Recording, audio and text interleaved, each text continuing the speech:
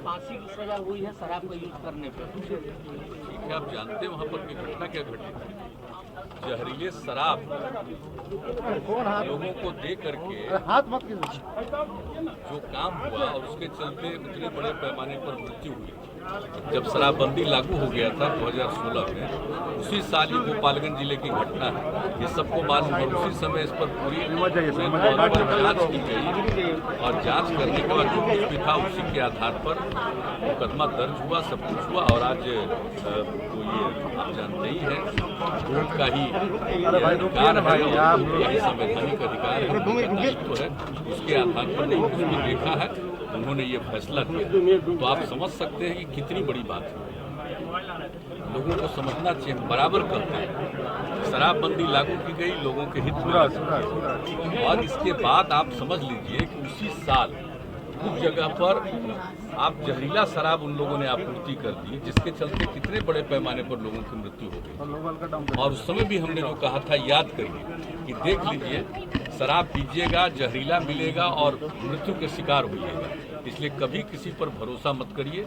और जब शराबबंदी हुई है, लोगों के हित में हुई है, और जब पूरे बिहार की महिलाओं की मांग थी, युवाओं का, युवतियों का, सबकी इच्छा थी, और जिस घर में लोग शराब पीते थे उस घर में कितनी परेशानी होती थी महिलाओं की और बच्चों की, तो उस स्थिति में जो कुछ भी हुआ, कैसी स्थिति बेहतर हुई।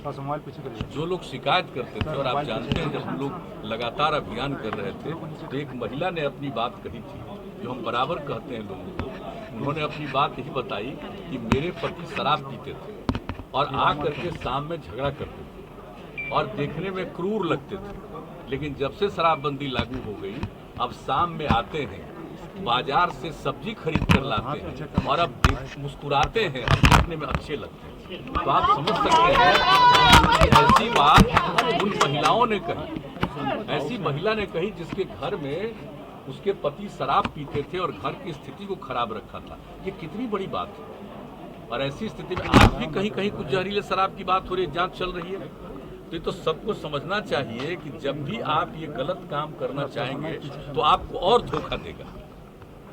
आपको कहेगा कि हम शराब देंगे और दे देगा जहरीला शराब, तो आप इसके शिकार होइएगा। इसलिए हम सबसे प्रार्थना करेंगे, ये कोई मेरा व्यक्तिगत बात नहीं है, ये बापू ने कहा है, राष्ट्रपिता ने लोगों को कहा, लोग तो उसको समझे नहीं। बहुत जगह पर इसको लागू, कुछ जगहों पर लागू हुआ, कई जगहों पर लागू नहीं हुआ। और यहाँ पर तो जब महिलाओं की ऐसी सशक्त मांग थी, तब हम लोगों ने इसको लागू किया और इसके लिए लगे हुए हैं। और हम तो बराबर कहते हैं कि कुछ ना कुछ तो गड़बड़ करने वाला आदमी होगा। 100% आदमी सही नहीं हो सकता। ये बिल्कुल आप जान लीजिए, कभी भी इतिहास से लेकर के सारे चीज़ों को देख लीजिए, कुछ ना कुछ तो गड़बड़ करने वाला आदमी होता है। लेकिन नज़र रखनी चाहिए, इसका अभियान चलाना चाहिए, और जो लोग भी गड़बड़ करते हैं उनको अगर इस तरह से सजा होती है तो लोगों को समझ में आएगा ना कि हम अगर इस तरह का गंदा काम करेंगे तो फिर हमको सजा मिलेगी। तो इस तरह की बात होगी, इसका बहुत बड़ा असर पड़ने वाला है। और समझ लीजिए धीरे धीरे फिर बीच में कुछ गड़बड़ करने वाले लोग ज़्यादा बढ़े थे, अब वो भी संख्या घट रही है।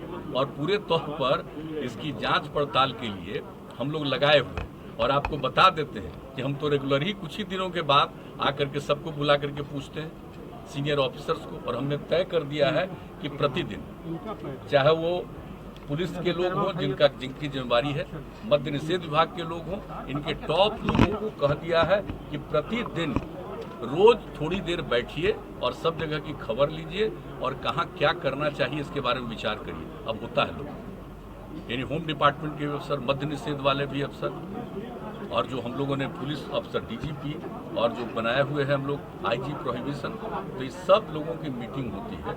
और अभी हाल ही में कुछ ही दिन पहले फिर हमने एक रोज इसके बारे में पूरी चर्चा की, बातचीत की, अन्य विषयों के अलावा इस पर भी बात होती, तो लोग लगे हुए हैं। और हम तो यही आग्रह करेंगे। और आज यहाँ पर आने का मौका मिला है, आप जानते हैं टीपीएस कॉलेज, हम लोग तो यंग एज से जानते हैं। आज मुझको पहली बार औपचारिक रूप से जब इन लोगों ने निमंत्रित किया तो मुझको अच्छा लगा कि भाई इसके बारे में सुनते रहे हैं हम लोग अपने यंग एज से। तो हमको लगा कि जब इन्होंने भेजा और क्या क्या बिल्डिंग्स में बना है, कुछ तो सरकार की तरफ से और कुछ इन लोगों ने अपनी तरफ से किया, और जिनके नाम से ये बना है उनकी पत्नी ने बनाया उनकी मृत्यु होने के बाद, तो उनकी मूर्ति को भी इन्होंने स्थापित किया। और सब लोगों ने आपस में मिल करके ये कोई सरकार का नहीं बल्कि आपस में कंट्रीब्यूट करके बहुत अच्छी मूर्ति लगी है। तो उनकी मूर्ति का भी अनावरण करने का मौका मिला तो मुझे अच्छा लगा। और यहाँ पर इन लोगों ने कई अपना सेक्टर दिखाया है जहाँ पर कई प्रकार के काम कर रहे हैं, अनुसंधान कर रहे हैं, रिसर्च कर रहे हैं, तो मुझको अच्छा लगा। और अभी हमारे माननीय शिक्षा मंत्री जी भी हैं, ये भी साथ में है, देख लिए हैं। अब निश्चित रूप से और हमारे वाइस चांसलर्स लोग हैं, तो हम तो वाइस चांसलर लोगों से यही कहेंगे कि इन सब चीज़ों को देख करके ये बता दीजिए कि इस इंस्टीट्यूशन को और बढ़िया ढंग से चलाने में। और जब मुझे जानकारी मिली इसलिए हम आए, 7000 स्टूडेंट्स, तो ये जान करके मुझको बहुत अच्छा लगा कि 7000 स्टूडेंट हैं। जरा चल करके देखेंगे, हम यदा कदा ही जाते हैं कोई कॉलेज में, तो आज आ करके देख लिया है तो मुझे अच्छा लगा है। और अब तो वाइस चांसलर साहब लोग हैं, अब उनसे तो हम यही कहेंगे, और शिक्षा मंत्री जी भी हैं, जान लीजिए अगर कोई सरकार की तरफ से और सहयोग की जरूरत है ताकि हमारे विद्यार्थियों को बेहतर ढंग से काम करने में, और आप जानते ही हैं पोस्ट ग्रेजुएट तक की पढ़ाई है, यहाँ पर अनुसंधान हो रहा है, रिसर्च हो रहा है, सब बहुत अच्छा है। इस काम को आगे बढ़ाने के लिए अगर राज्य सरकार की तरफ से किसी प्रकार के सहयोग की आवश्यकता होगी तो हम लोग निश्चित रूप से देंगे, उनको मदद भी करेंगे। और आकर के मुझे खुश होंगे, मैं यहाँ के विद्यार्थियों को, यहाँ के शिक्षकों को, जितने रिसर्च स्कॉलर्स हैं, सब लोगों को मैं विशेष तौर पर बधाई देता हूं। कल आपने एक घटना पे आश्चर्यचकित किया था, क्या मुकेश सहनी जो किया वो टॉलरेबल था? हमको बुला लिए, बात की। कभी कभी होता है ना कि कोई भी व्यक्ति को सारी बात की जानकारी नहीं होती है, तो उनको लगा होगा और वो नहीं गए थे तो कोई चला गया, लेकिन उनको पूरी बात बताया गया, समझाया गया, जाकर के खुद ही उन्होंने स्वीकार किया, महसूस किया कि हाँ ये चूक हुई। क्योंकि किसी चीज़ की कोई एक बारे में हमसे पूछा भी है कि एक जगह ऐसा देखे थे, हमने कहा कि नहीं, वो बाजाब्ता इनवाइटेड थे फॉर्मली किसी भी कार्यक्रम में। कोई भी व्यक्ति अगर जो भी कार्यक्रम है सरकारी, उसकी तरफ से कोई व्यक्तिगत रूप से इनवाइटेड है कार्यक्रम में, और जो भूतपूर्व रहे हैं मंत्री, भूतपूर्व रहे हैं मुख्यमंत्री, भूतपूर्व रहे केंद्रीय मंत्री, कई लोग हैं जो आते हैं, सांसद हैं, विधायक हैं, तो एक अलग बात है। लेकिन पार्टी का कोई आदमी और परिवार का भी कोई आदमी कहीं किसी कार्यक्रम में आपकी जगह पर चला जाए, ये ठीक नहीं। वो कार्यक्रम में तो जा सकता है, कोई भी आकर के आपका कार्यक्रम है जा सकता है, शामिल हो सकता है, देख सकता है, लेकिन उसको औपचारिक कोई भूमिका नहीं निभानी। वैसे तो सबको अधिकार है, कोई भी आदमी जा सकता है, आपके समर्थक, आपके शुभचिंतक, आपके पार्टी के लोग, कोई भी आ सकते हैं कार्यक्रम में। लेकिन कार्यक्रम के ऊपर जो भूमिका आपको निभानी है, उस भूमिका को पार्टी का कोई दूसरा आदमी नहीं कर सकता। तो ये सारी बात हो गई, उन्होंने इस बात को मान लिया और बाहर मीडिया के सामने कह दिया, हम लोगों ने पूरी बात समझा दी। हमको तो आश्चर्य हुआ था, इसलिए तो हम कहे, हमको मालूम नहीं था। जब वहाँ विधानसभा में लोग बोल रहे थे और मेरे पास प्रेस का ही एक कॉपी भेज दिया, तो हमने देखा, तो हमने कह दिया कि भाई मुझे आश्चर्य हो रहा, मैं जरूर बात करूँ, और हम तत्काल बात कर लिए। और इसके लिए आप जानते ही हैं कि उनके साथ बातचीत हो गई और सब कुछ समझ लिया, उनको भी कोई दिक्कत नहीं और ऐसी कोई गलती नहीं। वो कोई जानबूझ करके उस व्यक्ति ने, मंत्री जी ने नहीं किया था।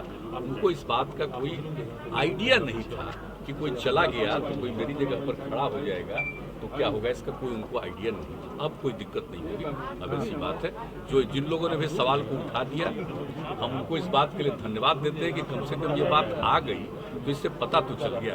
लेकिन अब इसके आगे नहीं सोचना चाहिए। कोई आदमी पहली बार उसको मौका मिला है, भाई जब पूरी बात अब जान लिए, हम सबसे प्रार्थना करेंगे कि आपने कह दिया, उनको रियलाइजेशन हो गया, हम लोग भी जान गए, सारी बात को बता दिया, लेकिन अब इस बात को आगे बढ़ाने की आवश्यकता नहीं है। आप मान लीजिए कि कोई भूल हुई है, आगे उन्होंने इसको ऐसा नहीं करने का आश्वासन दिया है, इसलिए उनको क्षमा कर देते हैं।